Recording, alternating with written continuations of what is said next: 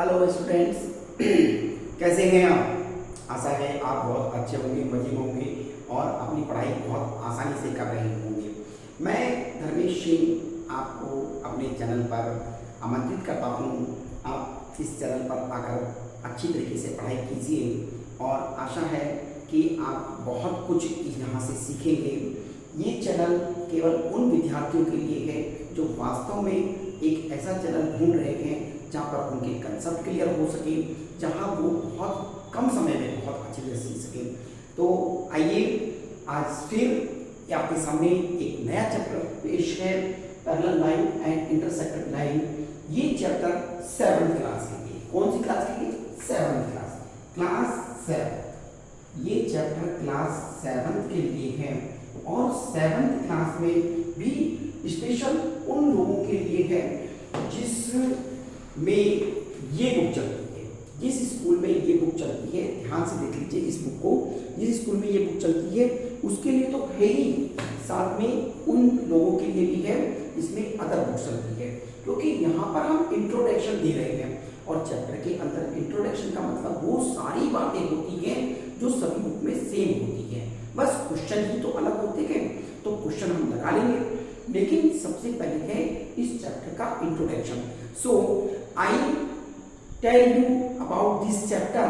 Some topics you have given. कुछ topic आपको दिए गए हैं, जैसे इंट्रोडक्शन के अंदर आपको दिया गया है लाइन क्या होता है, लाइन सेगमेंट क्या होता है, रे क्या होता है, टाइप ऑफ लाइंस कितनी होती है, ये टाइप ऑफ लाइंस हो गई। फिर एंगल्स, कितने एंगल्स आपको इस चैप्टर के अंदर पढ़ने हैं। तो एक एक करके स्टार्ट करते हैं। लाइन, सबसे पहले आप चलते हैं लाइन के ऊपर। ये आप लिखेंगे लाइन। लाइन के लिए क्या शब्द यूज करेंगे कि infinite both end are straight path, एक सीधा रास्ता या बिंदुओं के एक समूह से बना हुआ सीधा रास्ता जिसको दोनों साइड से वो अंतहीन हो, यानी उसका कोई अंत नहीं हो। आप कह सकते हैं इंग्लिश में the combination of many points which is travel a straight path, which is travel a straight path and both end point are not end या endless both point। endless both point ये आपने लिखा, ये endless है। endless का मतलब तो ये हुआ कि प्लेन सरफेस पर इसको बनाना संभव नहीं है। प्लेन सरफेस पे इसको बनाना ही संभव नहीं है। बिल्कुल सही कि प्लेन सरफेस पे आप लाइन को नहीं बना सकते हैं, केवल इमेज कर सकते हैं कि ये लाइन है, लेकिन वास्तव में इसको बनाना संभव नहीं है। अब लाइन की प्रॉपर्टीज क्या क्या होती है? बोथ एंड पॉइंट होते हैं। क्या होते हैं? Both and point and both and less point, अंतहीन दोनों बिंदु होते हैं। केवल इमेज किया जाता है, इमेजिंग ओनली। केवल आप इसको कल्पना कर सकते हैं कि ये लाइन है, लेकिन वास्तव में लाइन को हम ड्रॉ नहीं कर सकते हैं। इसको शो कैसे करेंगे? ये सिंबल है, इस सिंबल के द्वारा आप इसको शो करेंगे। अंडरस्टूड? तो ये तीन प्रॉपर्टीज आपको याद रखनी है इसके अंदर, लाइन के अंदर। सेकंड आता है आपका लाइन सेगमेंट। क्या है? Line segment. तो लाइन सेगमेंट जैसे ही आप लिखेंगे वैसे ही आपको बोलना भी है कि लाइन सेगमेंट क्या होता है। लाइन का मतलब रेखा और सेगमेंट का मतलब खंड। रेखा खंड, इसका मतलब एक फिक्स डिस्टेंस होगी, एक डिस्टेंस फिक्स होगी। तो आप क्या लिखेंगे कि वह रेखाखंड को क्या करेंगे, कैसे लिखेंगे? वह निश्चित दूरी जिसके दो अंत बिंदु होते हैं वह निश्चित दूरी जिसके दोनों बिंदु अंत होते हैं या अंत युक्त दो बिंदु होते हैं। A line segment is a part of a line which has a fixed distance. आया समझ में? यस, अब एक रेखाखंड किसी रेखा का वह भाग होता है जिसकी दूरी निश्चित होती है। अंडरस्टैंड? या आप इंग्लिश में क्या कहेंगे? A line segment is a part of a line which has a fixed distance. ठीक है, तो इसके लिए आप क्या लिखेंगे? मान लीजिए एक ये लाइन सेगमेंट है ए और बी, 4 सेंटीमीटर इसकी डिस्टेंस है। डिस्टेंस कितनी है? 4 सेंटीमीटर। तो आप इसको ड्रॉ करेंगे ए बी लाइन सेगमेंट। तो ये जो साइन है ये लाइन सेगमेंट को शो करता है। किसको शो करता है? लाइन सेगमेंट को। और दोनों एंड फुल पॉइंट होते हैं, फिक्स पॉइंट है, इनकी डिस्टेंस भी क्या होती है? फिक्स होती है। आगे समझ में? चलिए नेक्स्ट है रे। रे के लिए आप क्या लिखेंगे?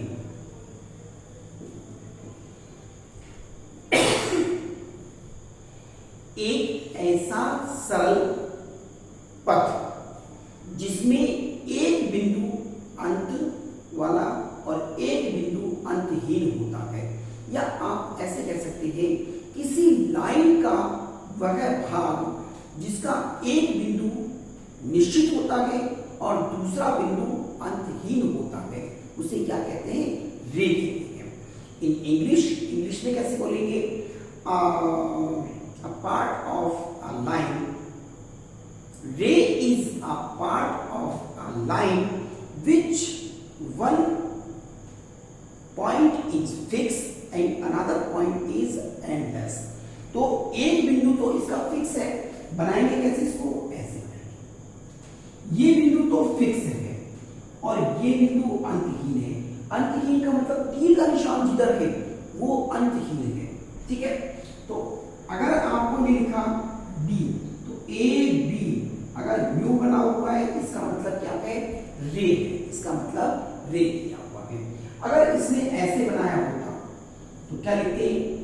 Line segment. और ए बी अगर ये दिया हुआ है तो क्या लिखते? लाइन लिखते। ठीक है, इसको लाइन सेगमेंट और इसको रे। तो यहां तक समझ में आ गया? मैं समझता हूं आपको ये चीज आ गई। Next type of line. Types of line. Line कितनी प्रकार की थी? पहला है स्ट्रेट लाइन। अगर कोई रेखा सीधी दिशा में सीधी गमन कर रही है तो उसे क्या कहते हैं? सरल रेखा कहते हैं। क्या कहते हैं? सरल रेखा। यानी एक रेखा जो एक निश्चित पथ पर सीधी गति कर रही है, सीधी गतिमान है, तो उसे कहते हैं सरल रेखा या straight line. A line which travel in straight path, it is known as a straight line. ये स्ट्रेट लाइन का ही क्या है? एग्जाम्पल। सेकेंड है पैरेलल लाइन। अगर इस लाइन के साथ में किसी दूसरी लाइन को खींच दिया जाए और इन दोनों के बीच की डिस्टेंस हर जगह से सेम हो और ये दोनों कहीं पर एक दूसरे को काटती हुई नजर नहीं आए तो ये क्या कहलाएगी? पैरेलल लाइन कहलाएगी, समांतर रेखा कहलाएगी। समांतर का मतलब है जिनके बीच में समान अंतर हो, हर जगह से वो समान अंतर दर्शाए, वो समांतर रेखा होती है। पैरेलल लाइन which has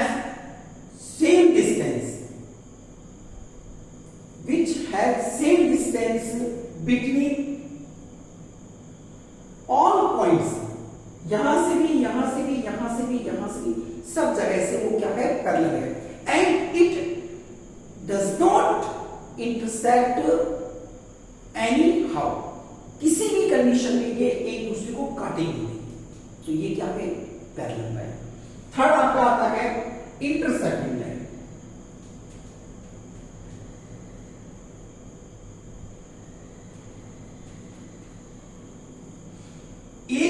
ये है और एक लाइन ये है, अगर दो लाइनें एक दूसरे को प्रतिच्छेद करती है, ऐसे काट रही है, ऐसे काट रही है, तो प्रतिच्छेद करने पर उन रेखाओं को प्रतिच्छेदी रेखा कहते हैं।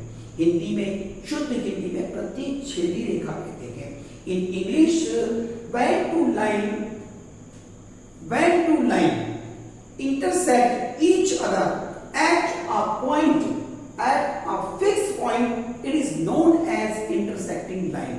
When two line intersect each other on a fixed point, it is known as intersecting line. ये लाइन नो है, ये लाइन नो आई, और ये एक फिक्स पॉइंट जहां पर इसने काटा, इसे क्या कहते हैं? इंटरसेक्टिंग लाइन कहते हैं। अंडरस्टूड? यस। इसके बाद है वर्टिकल लाइन। वर्टिकल लाइन, अगर किसी लाइन को ऐसे खींचा जाए, तल, ये आपका तल है, तल मतलब सरफेस है। इस सरफेस के अगर लंबवत खींची गई रेखा को क्या कहते हैं? लंबवत रेखा कहते हैं। वर्टिकल लाइन को लंबवत रेखा कहते हैं। क्या कहते हैं? लंबवत रेखा। और इसी रेखा को परपेंडिकुलर लाइन भी कहते हैं। क्या कहते हैं? Perpendicular line. बस इसके लिए क्या होगा? एक लाइन यहां से डली होगी, यानी एक लाइन पर अगर कोई वर्टिकल लाइन को खींच दिया जाए या लंबवत रेखा को खींच दिया जाए, ये लंब डाल दिया जाए, तो इसको कहते हैं परपेंडिकुलर, लंबवत रेखा कहते हैं। ठीक है, आगे समझ में। इसके बाद क्या है? Horizontal line. अगर इस तल या इस सरफेस पर ही रेखा खींची जाए, इस सरफेस के पैरेलल, अगर इस सरफेस के पैरेलल लाइन को खींचा जाए, ये आपने लाइन खींच दी इस सरफेस के पैरेलल, तो ये लाइन हॉरिजॉन्टल लाइन कहलाएगी। क्या कहलाएगी? Horizontal line. हॉरिजॉन्टल लाइन कहलाती है। इतनी बात समझ आ गई? ये समझ आ गया? आगे में ये इंटरसेक्टिंग लाइन। इसके बाद है परपेंडिकुलर लाइन, आपका हो गया।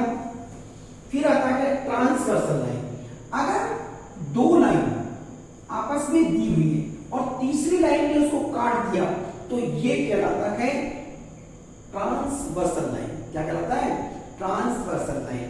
ट्रांसवर्सल लाइन को भी क्या कहते हैं? तिर्यक रेखा कहते हैं। क्या कहते हैं? तिर्यक रेखा। यानी ऐसी when two lines intersect by third line या any line of fixed point, it is known as a transversal line। कि दो रेखाओं को अगर तीसरी लाइन, देखो भाई, ये ऐसे भी है और ये ऐसे भी हो सकती है, ये ऐसे हो सकती है, तो ये भी इंटरसेक्टिंग लाइन है। अब यहां जरूरी थोड़ी ये पैरेलल है, ये तो पैरेलल थी, लेकिन यहां पर पैरेलल नहीं है। तो दो लाइनों को अगर दो लाइन है, इसको तीसरी लाइन काट रही है, तो ये क्या कहलाएगी? ट्रांसवर्सल लाइन कहलाती है। बोलिए, आ गया समझ में? यस। नेक्स्ट क्वेश्चन है एंगल्स। एंगल्स क्या है? देखो, एंगल्स की डेफिनेशन अभी खुद बताओगे। एक रे ये है, एक रे ये है, और यहां पर ये बना, इसे कहते हैं एंगल। इसे थीटा से डिनोट करते हैं। और इस वाले ओरिजिन पॉइंट को, ओरिजिन पॉइंट, और इस ओरिजिन पॉइंट को क्या कहते हैं? वर्टेक्स। इसे कहते हैं आर्क। ऐसे ये आर्क है। तो अब बताइए, एंगल किसे कहते हैं? कोण किसे कहते हैं? ये वाली भुजा और ये वाली भुजा, दो, बोलो, रे क्या होता है? रे को क्या कहते हैं? when two rays which origin point is same meet a angle। दो रेज है, ये दो रेज, इन दोनों रे की का ओरिजिन यानी उत्पत्ति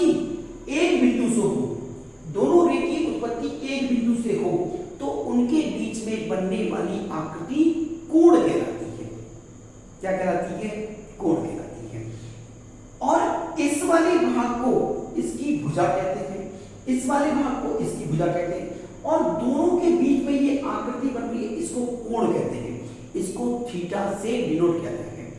थीटा मतलब डिग्री से डिनोट करते हैं, यानी इसको डिग्री से डिनोट करते हैं। 40 डिग्री, 50 डिग्री, 60 डिग्री, 70 डिग्री, तो इसको एंगल को डिग्री से डिनोट करते हैं।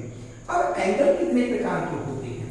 देखो, सबसे पहला था एक्यूट एंगल।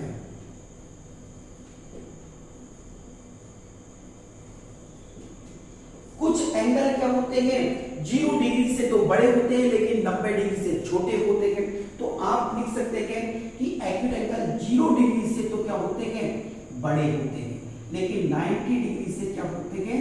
छोटे होते हैं। 0 डिग्री से तो बड़े होते हैं और 90 डिग्री से छोटे होते हैं एक्यूट एंगल। तो एक्यूट एंगल को हिंदी में कहते हैं न्यूनतम कोण। न्यून कोण क्या कहते हैं? न्यून कोण। The measurement of an acute angle more than 0 degree and less than 90 degree, यानी 0 डिग्री से बड़ा और 90 डिग्री से छोटा, वो क्या कहलाएगा? एक्यूट एंगल कहलाएगा। आपका 1 डिग्री से लेकर और 89 डिग्री तक क्या होते हैं? एक्यूट एंगल होते हैं। बोलो यस। नेक्स्ट है आपका right angle.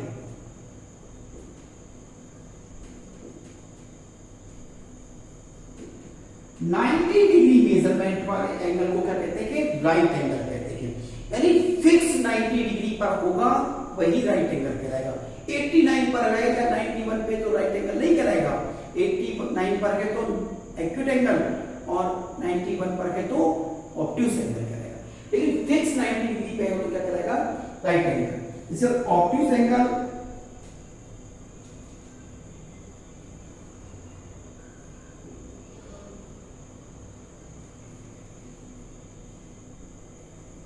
greater than 90 degree and less than 180। 90 degree से तो बड़ा हो लेकिन 180 डिग्री से छोटा हो तो ऐसे एंगल को क्या कहते हैं? ऑब्ट्यूस एंगल कहते हैं। यानी an angle which measure greater than 90 degree and less than 180 degree. 90 degree से तो बड़ा हो लेकिन 180 डिग्री से छोटा हो, ऐसे एंगल को क्या कहते हैं? एक्यूट एंगल कहते हैं। यस। नेक्स्ट ऑब्ट्यूस एंगल कहते हैं। नेक्स्ट है आपका, यहां आ गया जीरो एंगल। जीरो एंगल यानी 180 डिग्री के एंगल को क्या कहते हैं? यानी अगर कोई एंगल 180 डिग्री का बन रहा है तो उस एंगल को क्या कहेंगे? आप 0 डिग्री एंगल कहेंगे। यानी an angle which measure 180 degree is known as 0 degree angle. तो 0 डिग्री एंगल कैसे बनेगा? ये डॉट है और ये 180, तो ये एंगल कितना हो गया? 0 डिग्री एंगल। इसको 180 डिग्री को ही क्या कहते हैं? 0 डिग्री एंगल कहते हैं। नेक्स्ट आपका क्या है? Reflex angle.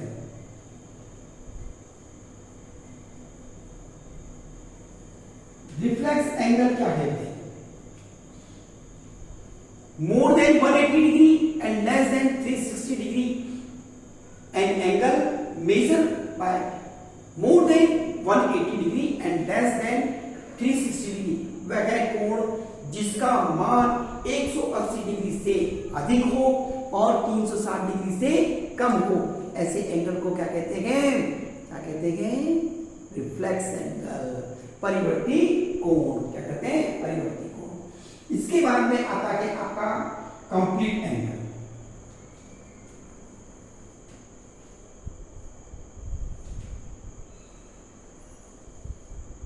कंप्लीट एंगल का मतलब होता है 360 डिग्री पूरे कोण का निर्माण करने वाले एंगल को क्या कहते हैं? 360 डिग्री का एंगल या कंप्लीट एंगल, पूर्ण कोण कहते हैं। पूर्ण कोण यानी an angle which measure 360 degree, it is known as complete angle. 360 degree का एंगल कैसे बनेगा? ये ये एंगल पूरा यूं आएगा तो ये 360 डिग्री, पूरा एंगल निर्माण करना है तो ये कितने का होगा 360 डिग्री का। हो गया, यहां तक समझ में आ गया? यस। नेक्स्ट करें आप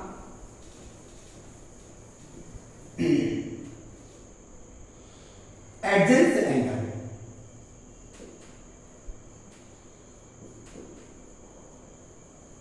इस एंगल को समझाने से पहले मैं समझा रहा हूं एडजेंट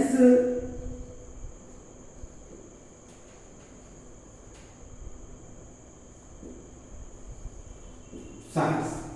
देखो ये मैंने एक साइड बनाया, एक साइड ये बनाई और एक साइड ये बनाई, एक साइड ये बनाई, ए बी सी और डी। तो ये वाली जो रे है, देखो मैं रे बना रहा हूं, ध्यान से ना, मैं रे बना रहा हूं, एक रे ये गई, एक रे ये गई, इन दोनों का ओरिजिन पॉइंट ये है। अब एक रे ये जा रही है, ठीक है, यानी एक रे इधर आ रही है और एक रे इधर जा रही है। तो ये वाला एंगल और ये वाला एंगल क्या होगा? एडजेंट एंगल होगा। और ये वाली साइड और ये वाली साइड क्या होगी? एडजेंट साइड होगी। ऐसी साइड आसन्न भुजाएं कहते हैं। हिंदी में क्या कहते हैं? आसन्न भुजाएं। और इंग्लिश में क्या कहते हैं? एडजेंट साइड कहते हैं। और उनके बीच में बनने वाले एंगल को क्या कहते हैं? आसन्न कोण कहते हैं और इंग्लिश में एडजेंट एंगल कहते हैं। तो एडजेंट एंगल, एडजेंट साइड, ये वाला एंगल और ये वाला एंगल, और एडजेंट एंगल का मान कितना होगा? जैसे angle A plus angle B adjacent है तो इनका टोटल होता है 180 डिग्री। कितना होता है? 180 डिग्री। इसके बाद एक छोटा सा एंगल था, वो इसमें लिखा नहीं और आपको पूछा भी नहीं, तो आपको बता दें, एक होते हैं कंप्लीट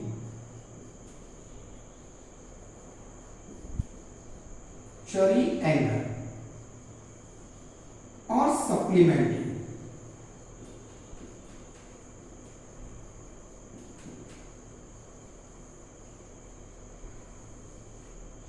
कंप्लीमेंट्री का मतलब होता है कि दो कोणों का मान, अगर दो कोण बन रहे हैं, एक में दो कोण बन रहे हैं, तो उन दोनों कोणों का योग कितना होता है?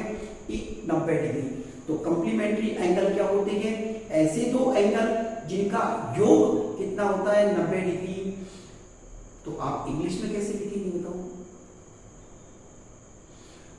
Two angles, the sum of two angles is 90 degree is known as complementary angle.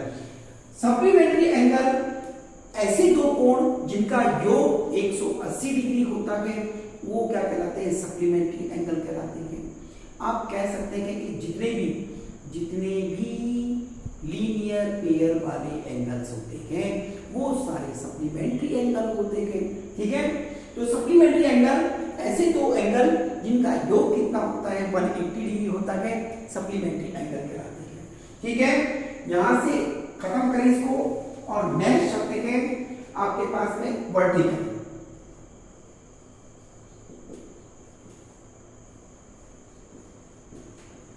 Vertical opposite angle, vertical opposite angle. ऐसे कैंची तो देखी होगी, सीजर देखा होगा, सीजर। तो ये पेंसिल और ये मार्कर अगर इस कंडीशन में है, इस कंडीशन में, तो इनके बीच में देखो, इस कंडीशन में है, मैं इसको पकड़ लूं थोड़ा सा, यस, ऊपर वाला एंगल और नीचे वाला एंगल, ये ऊपर वाला ये नीचे वाला, ये सेम हो गए, ये वाला एंगल और ये वाला एंगल, ये क्या होंगे? वर्टिकल अपोजिट होंगे। कैसे होंगे? Vertical opposite. तो ये वाला एंगल और ये वाला एंगल, जैसे मान लो 1 2 3 4, तो angle 1 is equal to angle 3, angle 2 is equal to angle 4। तो वर्टिकल अपोजिट एक दूसरे की तरफ देखते हुए, ये दो हथेलियां, एक इसको देख रहा है, एक इसको देख रहा है, तो इन दोनों के चेहरे एक दूसरे की तरफ है, तो ये से एंगल क्या कहेंगे? वर्टिकल अपोजिट एंगल कहलाएंगे। वर्टिकल अपोजिट एंगल कहलाएंगे। ठीक है, इसके बाद है अल्टरनेट।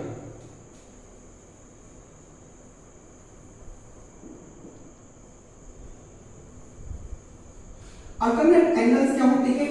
ऐसे एंगल जो जेड आकृति पर बनते हैं। जेड आकृति मतलब ऐसी एक आकृति होगी, इसका मतलब ये वाली लाइन और ये वाली लाइन, ये लाइन और ये लाइन कैसी होंगी? पैरेलल लाइन होगी। और पैरेलल लाइन के बीच में ये क्या है? ट्रांसवर्सल लाइन है। तो ये वाला एंगल और ये वाला एंगल, मान लो ये 1, ये 2, ये 3 और ये 4, तो angle 1 is equal to angle 4 और angle 2 is equal to angle 3। ये दो ये आकृति में, तो ये वाला एंगल और ये वाला एंगल जेड आकृति बनाना है। तो ये ऐसे एंगल जो जेड आकृति पर बनते हैं वो सभी एंगल क्या कहलाते हैं? आपके अल्टरनेट एंगल कहलाते हैं। अब ये दो प्रकार के होते हैं। अगर डायग्राम ये है तो ये अंदर वाला भाग है, तो ये वाले एंगल और ये वाले एंगल क्या होते हैं? अल्टरनेट इंटीरियर एंगल, एकांतर अंतः खंडीय कोण, हिंदी में कहते हैं एकांतर अंतः खंडीय कोण और इंग्लिश में कहते हैं अल्टरनेट इंटीरियर एंगल। लेकिन इस लाइन को अगर मैं यूं आगे बढ़ाऊं और यहां पर मैंने लिखा है 5, ये 6, ये 7 और ये 8, तो ये 5 इस 8 से angle 5 is equal to angle 8, ये एक्सटीरियर है। Angle 6 is equal to angle 7, ये एक्सटीरियर एंगल है। तो ये वाला एंगल इस वाले एंगल से, ये वाला एंगल इस वाले एंगल से, तो जो डायग्राम के बाहर जेड आकृति बना रहे हैं ऐसे एंगल को क्या कहते हैं? अल्टरनेट एक्सटीरियर एंगल कहते हैं। एकांतर बहुकोण है ना, बहिर्खंडीय कोण, एकांतर बहुखंडीय कोण, यानी बाहर की तरफ बहिर्खंडीय कोण, बाहर की तरफ अगर जेड आकृति बना रहे हैं तो वो अल्टरनेट एक्सटीरियर एंगल कहलाते हैं। बोलो इतना समझ आ गई? चलिए ठीक है, नेक्स्ट करें।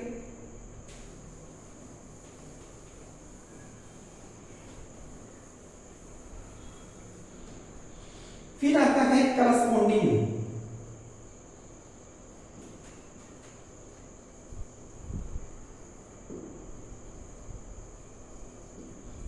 हिंदी में कहते हैं संगत कोण।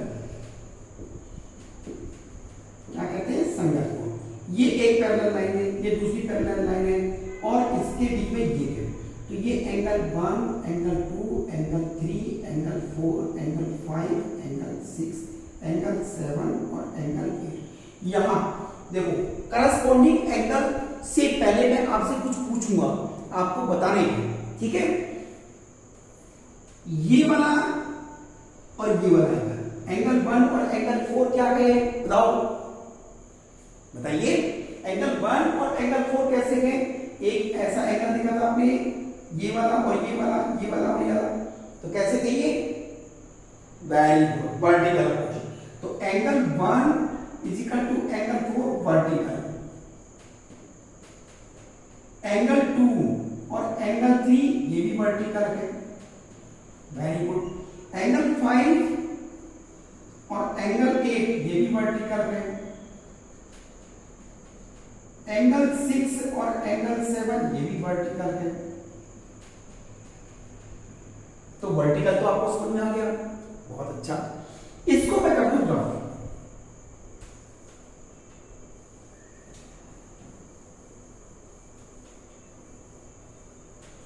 अब चलते हैं एंगल 3 और एंगल 6।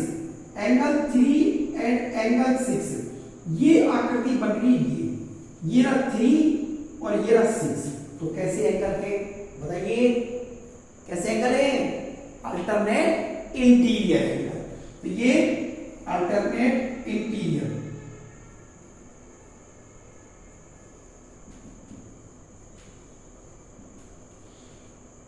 फोर एंड 5 ये भी सेम है, ये इसके और ये इसके, अल्टरनेट इंटीरियर एंगल हो गए। एंगल 1 और एंगल 8 ये कैसे है? एक्सटीरियर,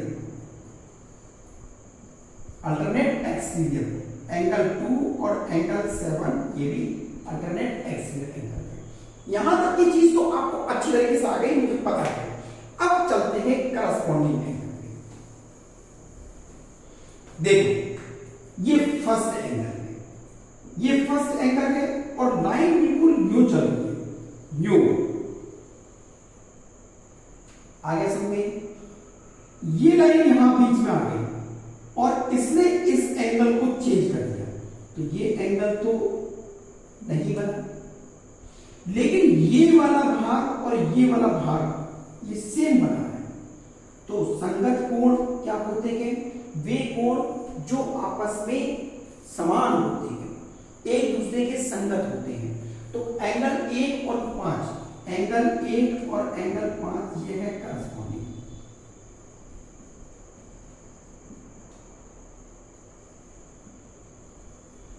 एंगल 1 और 5, ऐसे एंगल 3 और एंगल 7 ये भी करस्पॉन्डिंग है। एंगल 2 और एंगल 6 ये भी करस्पॉन्डिंग है। एंगल 4 और एंगल 8 ये भी करस्पॉन्डिंग एंगल है। तो बोलिए इतनी बात समझ में आ गई क्या? करस्पॉन्डिंग एंगल आपका खत्म हो गया। अब चलिए इसी डायग्राम को लेते हुए हम एक और एंगल बात करेंगे, लीनियर पेयर। इसकी बात करेंगे लीनियर पेयर।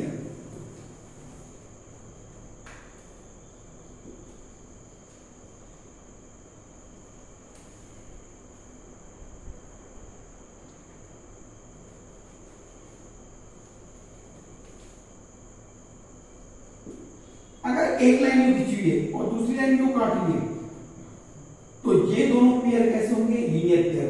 लीनियर का मतलब रेखीय कोण। रेखीय कोण किसी रेखा पर बने हुए ऐसे दो कोण जिनका योग कितना होता है? 180 डिग्री होता है, वो क्या कहलाते हैं? रेखीय कोण कहलाते हैं। अब linear pair made by two angles, linear pair made by two angles which measure 180, जिसका मेजरमेंट कितना होता है? 180 होता है। यानी ऐसे दो कोण, किसी रेखा पर बने हुए ऐसे दो कोण जिनका योग 180 डिग्री होता है, वो क्या कहलाते हैं? रेखीय कोण कहलाते हैं। ठीक है, तो मैं समझ सकता हूं कि आपको इस चैप्टर के बारे में जो भी इंट्रोडक्शन दिया गया है, वो इंट्रोडक्शन बहुत ही अच्छी तरीके से, बहुत ही सरल भाषा में आपको समझ में आ गया होगा।